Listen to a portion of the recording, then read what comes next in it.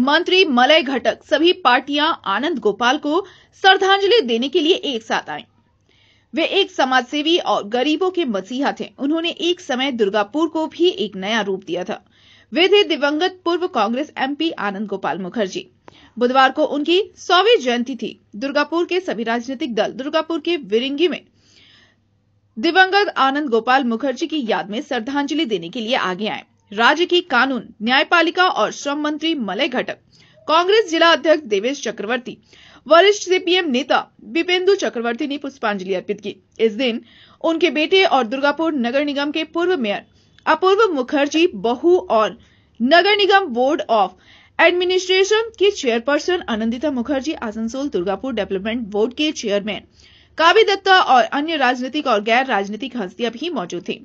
मंत्री मलय घटक ने कहा, आनंद गोपाल मुखर्जी ने सिर्फ लोगों के लिए काम किया। कई लोग उनके खिलाफ खड़े हुए, लेकिन कोई उन्हें हरा नहीं सका।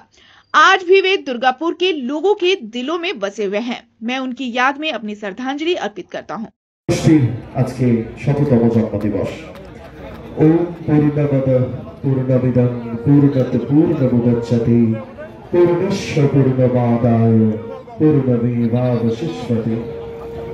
अन्न चाই, প্রাণ চাই, আলো চাই, চাই মুক্ত বায়ু, চাই বল, চাই স্বাস্থ্য, আনন্দ উজ্জ্বল পরমায়ু।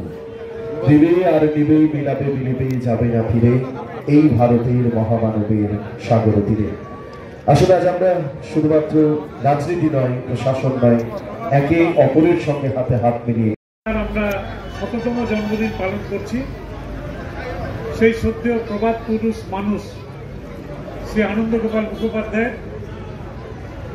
অত্যন্ত ঘনিষ্ঠ যিনি ছিলেন, তাদের মধ্যে সুশীলদা কিন্তু অন্যতম।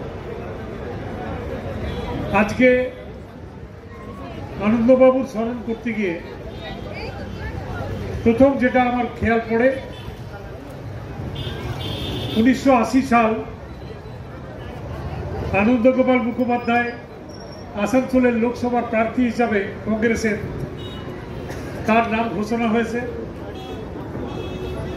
এবং স্বাভাবিকভাবেই রাজনৈতিক দলে যে সমস্ত তর্ক বিতর্ক থাকে তার ঊর্ধ্বে এমন একজন প্রার্থী যিনি আসানসোলের প্রার্থী রূপে ঘোষণা হয়েছিল,